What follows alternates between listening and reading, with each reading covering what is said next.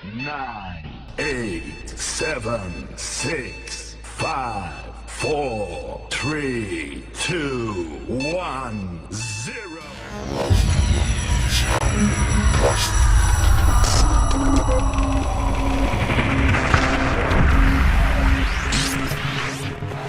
Action. Selamat berjumpa anak-anakku sekalian. Pada kesempatan ini kita akan belajar daring untuk mata pelajaran Kebijakan Nasional dan Peraturan Perundangan di bidang K3. Sebelum kita memulai pembelajaran ini, marilah kita berdoa menurut agama dan kepercayaan kita masing-masing.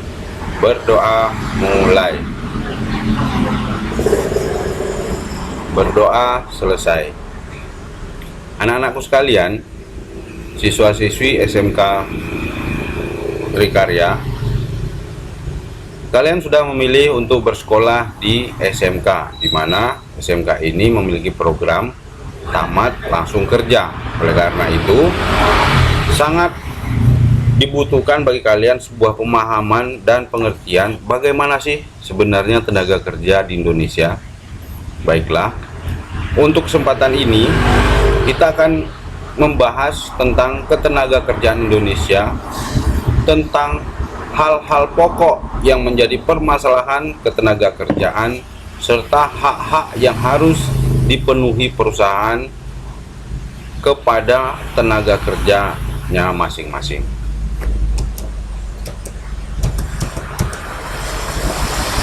Undang-Undang Ketenagakerjaan di Indonesia ini sudah diatur pada pasal 27 ayat 2 Undang-Undang 1945 dan dikuatkan pada pasal 86, 87 paragraf 5 Undang-Undang 13 tahun 2003 tentang ketenagakerjaan.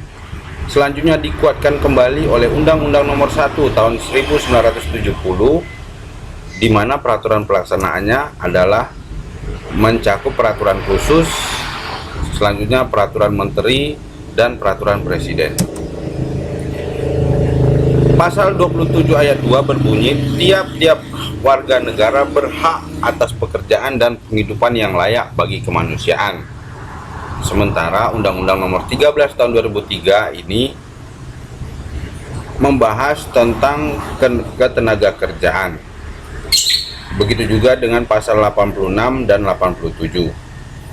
Undang-Undang Nomor 1 tahun 1970 ini membahas tentang keselamatan kerja, dan yang terakhir Peraturan Presiden Nomor 50 tahun 2012 tentang penerapan SMK 3. Pada paragraf 5 Undang-Undang Nomor 13 tahun 2003 tentang keselamatan kerja, pada pasal 86 berbunyi, setiap pekerja atau buruh memiliki atau mempunyai hak untuk memperoleh perlindungan atas A. Keselamatan dan kesehatan kerja, B.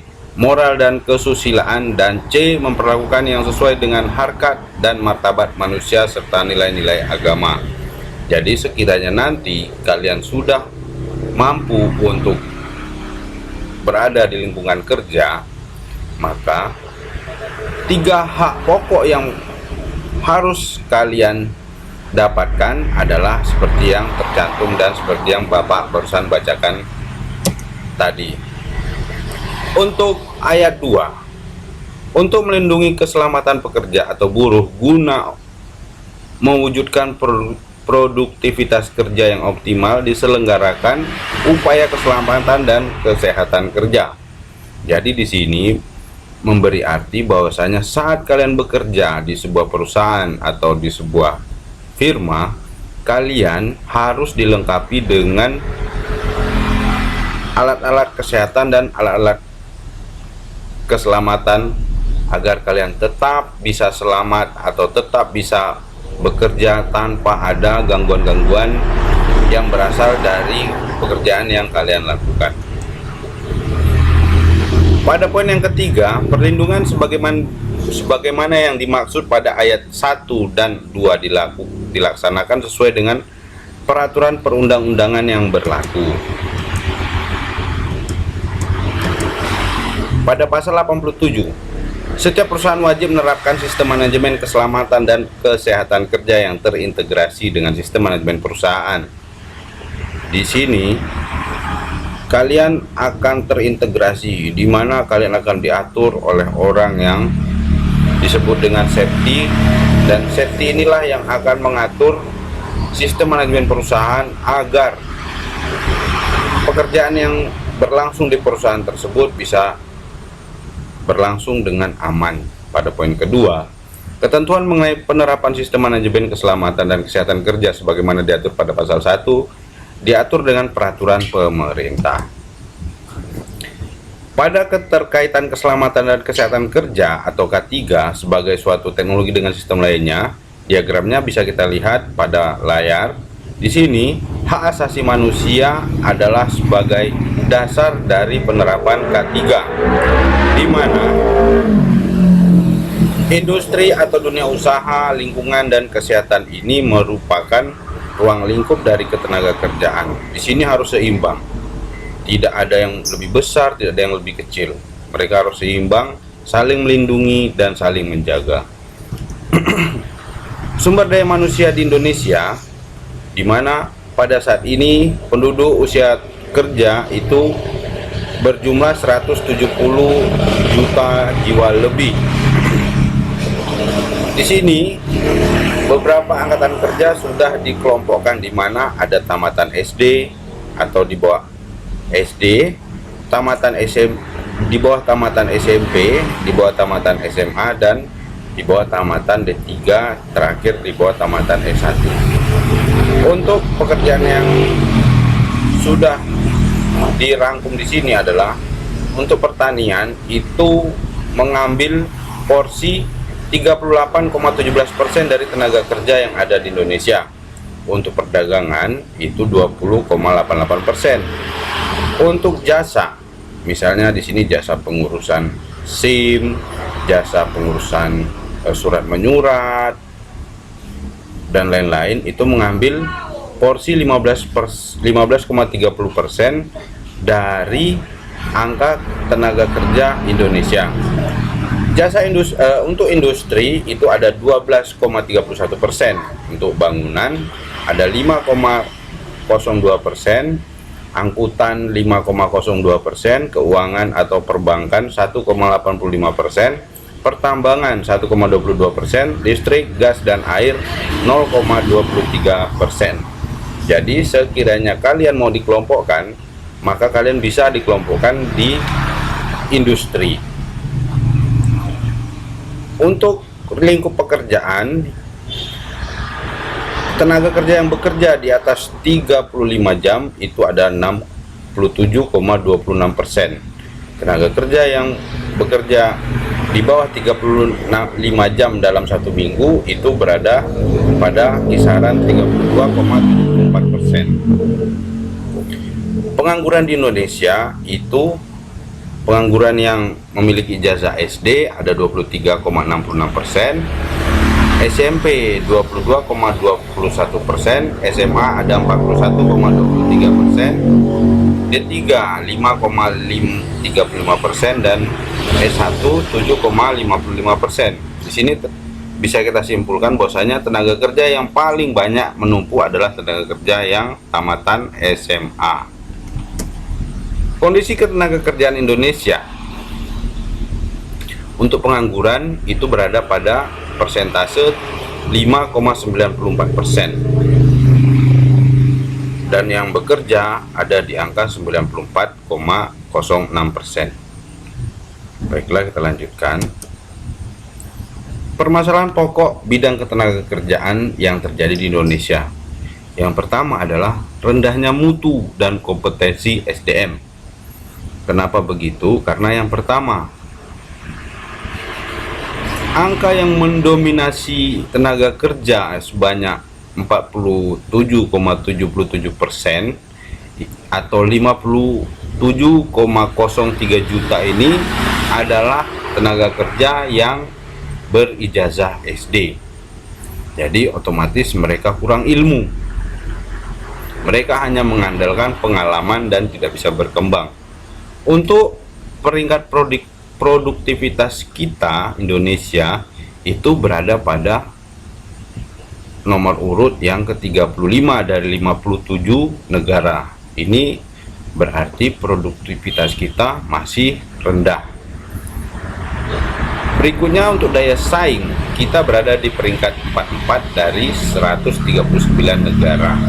Di sini bisa disebut bahwasanya negara kita masih sulit bersaing dengan negara-negara yang lain. Untuk indeks pembangunan manusia, kita menduduki ranking ke 108.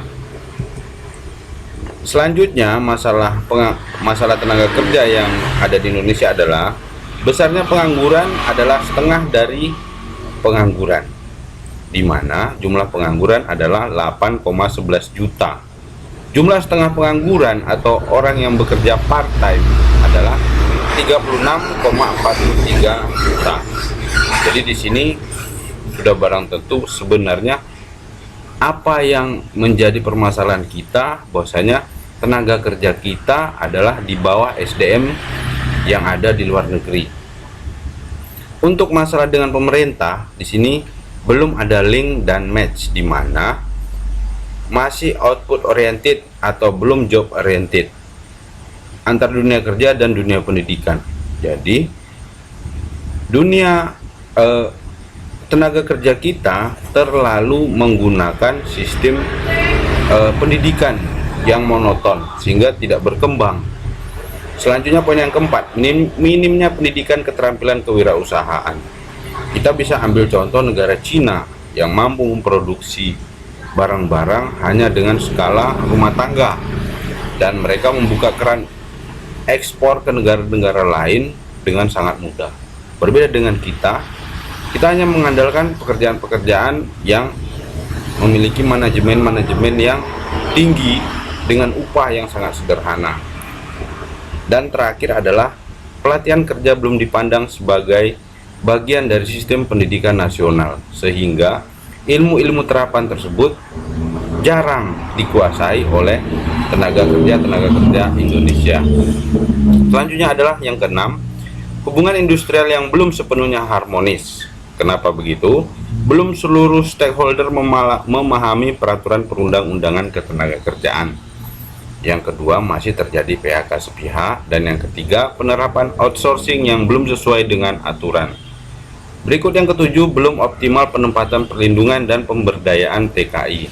Dan yang terakhir, kualitas, kuantitas, dan pegawai pengawasan ketenagakerjaan kurang memadai. Inilah permasalahan pokok yang sering atau yang sudah berlangsung di bidang ketenagakerjaan kita. Kenapa tenaga kerja kita sulit mencari kerja? Selanjutnya untuk tujuan K3. Jadi apa sih sebenarnya tujuan K3 yang sudah kita bahas dari awal? Ada 3 tujuan K3.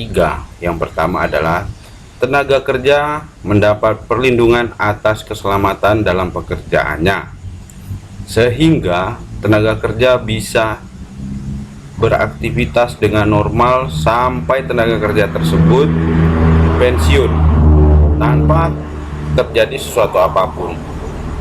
Hal ini bisa terjadi jika perusahaan mengerti betapa susahnya tenaga kerja tersebut jika terjadi kecelakaan, padahal kecelakaan tersebut bisa dihindari dengan melengkapi hal-hal keselamatan yang diperlukan oleh tenaga kerja. Berikut poin yang kedua adalah orang lain yang berada di tempat kerja tetap terjamin. Jadi misalnya si A sedang melakukan pekerjaan keras, misalnya si A sedang mengatur listrik, maka si B yang berada di tempat tersebut tetap aman karena sudah ada standar keselamatan. Dan yang terakhir adalah sumber-sumber produksi dapat dipakai secara aman dan efisien. Ini berhubung dengan hardware, entah itu CPU atau mesin-mesin, ini tetap berada pada jalur yang semestinya. Untuk melaksanakan tujuan K3, kita bisa melakukan dengan yang pertama kampanye, yang kedua pemasyarakatan, yang ketiga pembudayaan, dan yang keempat kedisiplinan. Baiklah anak-anakku sekalian, pembelajaran ini kita sudahi sampai di sini. Semoga pembelajaran ini berguna bagi kalian. Kita akhiri pembelajaran ini dengan berdoa menurut agama dan kepercayaan masing-masing. Berdoa mulai. Berdoa selesai.